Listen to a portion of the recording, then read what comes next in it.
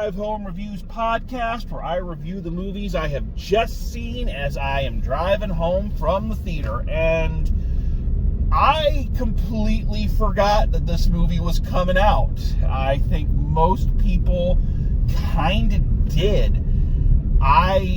Of course, to be honest, as I mentioned, I've been moving for the past several weeks, so what was going on in pop culture kind of got mixed and matched and jumbled around in my brain, and I'm still trying to get kind of back on a clear path.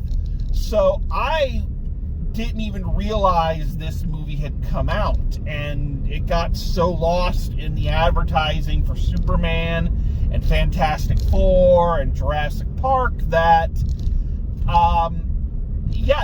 I haven't heard anything about the reaction to this movie. I haven't heard anything about anybody really, giving any kind of opinion on it. You haven't even seen any TikTok-related content for this film, which is really weird because the first one, it got most of its marketing from TikTok, and in a way, I think its desire, or its focus, I should say, on being TikTok famous was part of the problem with the original. So let's back up a year or two to when the original Megan was released. I remember being fairly lukewarm on it.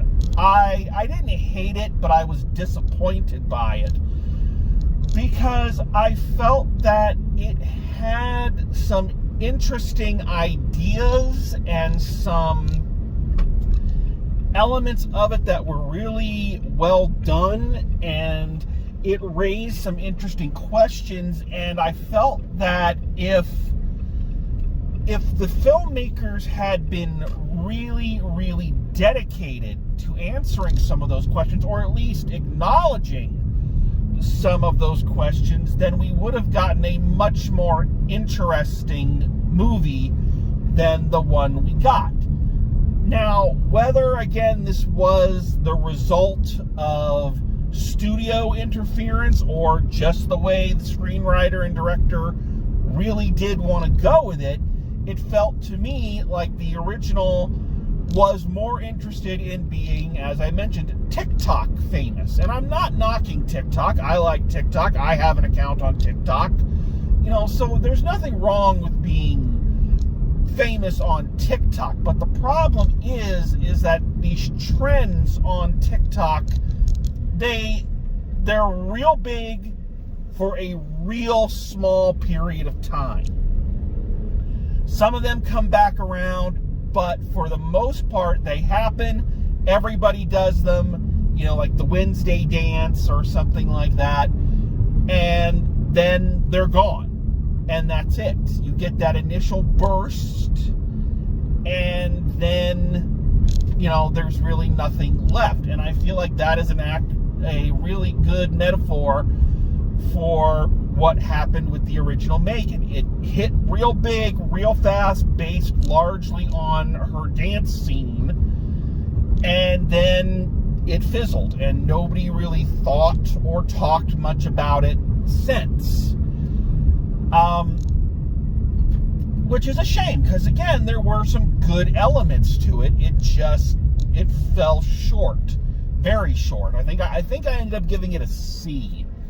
At the time. I can't remember. But I know it wasn't very highly rated by me. So flash forward 2 years and the inevitable sequel comes around. And I will say that I do remember I called it and said that the sequel would be called Megan 2.0. I knew that was going to happen. So a sequel comes around, and the question has to be asked, how do you solve a problem like Megan? And it seems like the filmmaker's solution to some of the issues is to just take the shit that people liked, take the things that people seem to enjoy about the original, blow those up to 11, scrap any ideas about this being a child's play horror franchise, make it a crazy ass, balls to the wall action movie, with elements of the MCU and James Bond and all Mission Impossible and all this other shit, and just make it loud, crazy, and batshit insane. And you know what? It worked. It worked, because I am here to tell you I was highly entertained by this movie. I enjoyed this one. I can't say I really enjoyed the first one that much, but I really enjoyed this one. And I do think it's because whoever was in charge said we literally are going to take the best parts of the original, the things that people really liked. We're just going to crank those up, and we're not going to worry about all this psychological horror or, these bigger questions that movies like Companion handled a million times better. We're not going to worry about all this. Let's just make it fun and have fun with the concept. So what did people like about the original? Well, people liked Megan. And much like the original Godzilla being an unexpected huge hit with kids, and kids loving the monster, so much so that when they brought Godzilla back, it became a much more kid-friendly property. They said, all right, let's bring Megan back, but let's make her the protagonist. As opposed to her being the antagonist, she is now the one that we are following. So the story, as you can get from the trailer, is that there is another android megabot out there. This one called Amelia, as played by Ivana Shenko, and I'm sorry if I'm mispronouncing your name, young lady, who has gone rogue, and through wackiness and weirdness, Megan is the only one who can stop her, who can stand up to her. Megan's consciousness, as we saw at the end of the last movie, has been uploaded into the Alexa knockoff in her creator's home, and she's been living there for 2 years, just kind of growing and thinking and watching and learning, and basically has to team up with her creator, Gemma, once again played by Allison Williams, to get back in her body and go thwart the evil plans of Evil Co., who want to do something with like the very first AI that was created by a Xerox company. And yes, it's just as weird as it fucking sounds. But you know what? It works, and one of the reasons why it works is because the movie fully embraces it. As I mentioned, I think one of the problems with the original is that it felt like it was being pulled in several different directions. Now, again, I don't know whether that was due to studio interference or just a young screenwriter not really knowing what they want to do. It's hard to tell. But this film is very confident in what it wants to be. It knows it's crazy. It knows it's out there, but it's like, okay, just fucking do it and go. And I think it's kind of like, I made the comparison to James Bond movies. It has a feeling very much, especially as the evil plot of the bad guys gets bigger and bigger and bigger. It feels a lot like one of the Golden Age Sean Connery, Roger Moore-esque Bond films, where, yeah, practically the villain's plans are outrageous and you can't fathom it, but because the film completely dedicates itself and commits to the craziness, we, the audience, go along with it. Or it's, same logic as a comic book movie. Superman, Lex Luthor created a pocket universe. Okay, we're just going with it and we're not questioning it. We're not asking how or why or, for the science to be explained. It's just fucking go. So I think dedicating itself to that ideal helps us, the audience, make this transition from a fairly attempt to ground a story like we saw in the first one to this much more colorful, wacky, out there adventure story. One of the things I also really like, there's a couple things I liked about this. Number one is I appreciate that the film is dedicated to its cast. It brings back everyone. So Allison Williams as Gemma, Violet McGraw as Katie, and especially it brings back both Jenna Davis and Amy Donald as Megan. Amy Donald was the young actress in The Suit who did a lot of the movement, the dancing, but created this very compelling character through physicality, which is not easy to do. It takes a very skilled physical performer to be able to do that. And I appreciate, it would have been very easy for this film to say, well, obviously the young lady has grown, and we could just go get another young dancer or martial artist or someone to take over the role. And it said, no, we're bringing her back and, just saying that she wanted to be taller, and that's how we explain why Megan is taller now. It sounds weird to say, but much kind of like Doug Jones, the great physical performer, kind of the live action puppeteer that he is, each physical actor has a style and has a specific set of movements they create for a character that when they're not there, we feel it. We know it's not the same. And Amy Donald is one of those actors, I feel, who created such a specific set of movements for Megan and did such a great job selling the conflict and the fluidity and yet the jerkiness of the mechanics. She did such a fabulous job. Again, Megan herself was one of the things that people really liked about the original.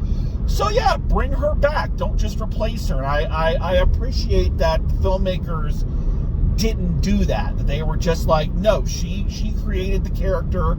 She is the character. Keep having her play it. I dig that. I also like, it's kind of funny to me that for a film that springs so far away from the style and tone of the original, I can't remember the last time I saw a sequel that made this big of a jump away from its predecessor. It seems like in doing so, the more human elements, the things that are supposed to hold the story together when there's no wackiness going on, actually felt like they were stronger in this one. For example, one of the things I dug about this is that as it is supposed to be 2 years later, away from, all the characters have grown in understandable ways from the events of the first film. So Gemma, Allison Williams, who was, this workaholic kind of person who had a child thrust upon her and didn't know how to deal with it. Now, after the events of the last film, she's become this outspoken activist against AI and wanting to regulate technology more which is a logical jump for someone who was nearly killed by a rogue AI. But she's also still trying to be a mother to her niece. You know, she is still trying her best, but she doesn't have those tools necessarily. She's trying to do it the best way she can, but it's still very difficult. It also doesn't help that Katie, once again played by Violet McGraw, very well, I might add, that she's becoming a teenager. And that is the time when kids traditionally start to rebel against authority figures. So you're a new parent and you're trying your best, but your kid, who has also faced a lot of trauma, a lot of emotional trauma, not only in the loss of her parents, but in the bonding with a being that then tried to murder people around you, you know, it makes sense that Katie becomes kind of withdrawn and a bit antisocial. So these characters, think of it like this, like those awful Jurassic World movies. In the second one, Bryce Dallas Howard suddenly is this dinosaur activist. Back in the original Jurassic World, she could have cared. She didn't care about dinosaurs. She just was trying to run the park. But then, you know, after a few of them get loose and eat a bunch of tourists, then all of a sudden she believes they're the most beautiful creatures on Earth and they need to be protected. The jump didn't make sense. That arc didn't make sense for her. Where our characters are in this one make perfect sense, and the journeys they go on make sense based on what we already know about their character and what they have already endured. And that is especially true of our main character, Megan. Now, Megan, the audience is already kind of predisposed to give a pass to, despite the fact that she killed a bunch of people and a dog. But because the audience likes her and liked the performance, I think people are more wired to kind of forgive that. But I enjoy that she is also on a journey towards self-realization and growing a sense of morality. One of the scenes I really like is a scene between her and Gemma, where Gemma is understandably upset and mistrustful of Megan, and Megan basically tells her, I was a child when that happened. And it's true, when you think about it from that perspective, she was a creation given very basic programming: protect Katie, protect this kid, but not given any kind of morality of what was right and what was wrong, and what was acceptable and what wasn't. So she was just trying to achieve her goals in the way that she saw fit. And she had to kind of grow a sense of morality herself. And you can see that that's a very difficult thing, because she has no real frame of reference. So it's very funny to me that by going bigger and making the characters and the action and the stakes and the world so much more cartoony, that somehow the human element actually got stronger than when it was trying to play it straight. I don't have the mathematical formula to explain how that came to be or why it works, but it does. And I also enjoy that the movie doesn't ever lose sight of the fact that it is a bonkers experience. Even during that pre-discussed scene with Gemma and Megan, it still segues into Megan singing a song for no reason just because it's funny and that's just the world that we live in. So yeah, I appreciated a lot of that. I also feel like the movie made a lot of use of what its two major combatants could do and their abilities. You know, there's a chase scene where Amelia is using her connection to computers to create distractions, make an ATM, shoot money out, so it draws a crowd, so that the car chasing her has to avoid that. It uses the premise very, very well, I thought. Kind of made me want to go watch Age of Ultron again. I also, again, kind of the very tongue-in-cheek additions. For instance, in that car chase, they get into this car, Megan takes it over with her AI, and you hear the Knight Rider theme start to play in the background. Cute little touches like that just made the film enjoyable, and that's what it was. It does still have some issues. And here's my main issue. I won't spoil everything. I'll give you a little bit of a spoiler alert here. Spoiler alert. Spoiler alert. It's spoiler alert! No. Spoiler alert. Spoiler alert. Maybe say spoiler before you give away the end of a movie, okay? But it's not a big one. I think most thinking people will be able to predict who the main villain is fairly quickly, even though they do their best to pepper it with red herrings. But I think most people go, oh, that has to be the bad guy. So, anyway, so the bad guy's ultimate plan, and we've seen this ultimate plan in a couple of different movies with different motives and techniques being used, but his ultimate plan is to create this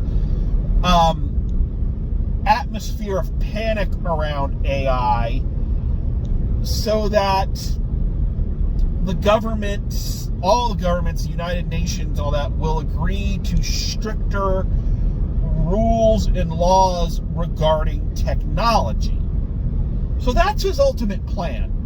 And his argument is that no matter what technology comes down the pike, the first thing that we tend to do as humans is try to figure out how can we use it to blow someone up.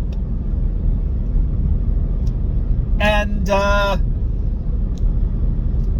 he makes the point that so Gemma's company is working on this exoskeleton thing, this power suit essentially, that is supposed to help construction workers and all of this, work longer and use less energy and do more.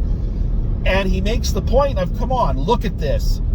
This has super soldiers, armor written all over it. They're going to find some way to weaponize this. Here's the problem. Tell me what part of that is wrong. Tell me when I'm telling lies. Yeah, the villain's argument and his ultimate plan is actually not that evil. It's one thing to create a villain. Let's use Thanos as an example. So Thanos's plan in Infinity War is, because resources are limited and there's too many people, you do something horrific, but you do it to be beneficial further down the line, right? Now, obviously, his plan of mass genocide is evil, but you can see how someone would take what was a well-meaning idea of trying to conserve resources, and it got blown out of proportion, and this guy just went off the deep end with it. that makes sense. And you can get a villain whose motivations you can understand, even if their method of going about it is horrific and beyond any measure of, usual evil. The problem with this guy is that I was listening to him going, he's kind of not wrong. I remember watching that Godzilla vs. Kong movie, and I remember the Bob Evil in that one. His ultimate plan was to create Mechagodzilla so that humans could defend themselves from the kaiju and not rely on Godzilla to do it. And again, I was watching it going, so what's evil about that? It's one of those things where I guess what the ultimate goal was really didn't strike me as that evil, and it isn't until the very end when our bad guy goes completely off the rails that we're like, okay, yeah, we get that he's the bad guy, we get that he's evil, but what he's actually trying to do isn't that evil? I don't know. I don't know. And I guess it could be chalked up to a little bit that they played the bad guy a lot more subtle than others, and so you're not getting the mustache twirling kind of villain feel from him. He's the bad guy, but you're still like, he's kind of casual about it. He's not really laughing maniacally about the idea of it. He is, yeah. So yeah, it's a weird feeling to know the person is the bad guy and know that what they're eventually trying to do is wrong, but at the same time going, well, maybe that's just me. Maybe I'm the twisted one. So yeah, it does still feel like they're having trouble even, fully committing to whatever they're doing. They still want to try to be deep and thought-provoking, even though everything around them is actively working against that. And so therefore, when they try to be morally ambiguous, it still doesn't quite work. It still feels like there's a part of this story that they're not committing to, and you've got to commit completely. And yeah, so that whole thing just doesn't work. But I will restate that as an action movie, as a fun piece, as a popcorn film, it succeeds. It's a lot of fun. It has a lot of fun with its premise. It bends its own rules without breaking them, and it does feel like our main characters have all grown in understandable, believable ways and continue to do so throughout the film. They made the right choice. They did the right thing, because the only other option for this series was to make it basically a modern-day Child's Play, where somehow Megan just keeps coming back and just keeps going after this kid, and eventually that's going to get tiring. So I do believe that while it may seem extreme, because it is, the pivot that they've done was the smarter way to go if they want to keep doing these. I don't know if they'll keep doing these. I don't know if this one was successful enough. So if this is the end of the Megan experiment, I think it was a good way to go out. If there is more to come, I think it gives you some place to go. Maybe, I don't know. You'll have to see what happens, but it was a fulfilling movie. I enjoyed watching it. I think that's what you can ask from a summer film like this, is I had a good time watching it. So there you have it. So let's wrap this up. So final grade for Megan 2.0. I'm going to go a solid B. on this one. It's not perfect, and it's certainly not gonna become one of these staples of, real thought-provoking science fiction like Gattaca or Planet of the Apes or anything like that. But you're looking to have a good time, you're looking for something that's going to make you laugh, and that the action is well staged, and that the special effects are very well done, a nice blend of practical effects and human performance and CGI. I think you could do a lot worse than this movie. I enjoyed it, and I advise people to check it out and have a good time. So there you go. Alrighty. So, thank you very much. Thanks for coming along. Thanks for listening to me ramble. I hope you enjoyed it. I hope you keep listening. Lots more movies to come this year. I'm looking forward to it. So, thanks again, and as always, drive safe, and I will see you at the movies.